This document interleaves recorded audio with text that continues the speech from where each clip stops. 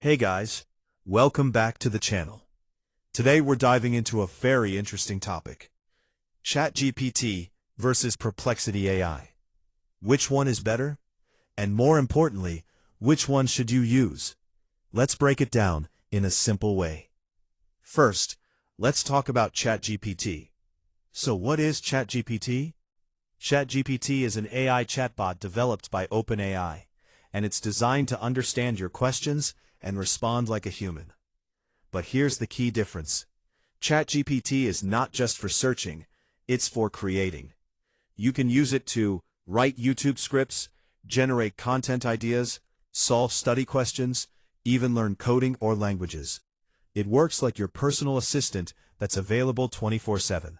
One of the best things about ChatGPT is how it explains complex topics in a very simple and clear way. That's why it's super helpful for students and beginners. However, there's one limitation. ChatGPT doesn't always give real-time internet data unless browsing is enabled. So overall, ChatGPT is best for creativity, learning, writing, and idea generation. Now, let's talk about Perplexity AI. Perplexity AI is more like a smart search engine.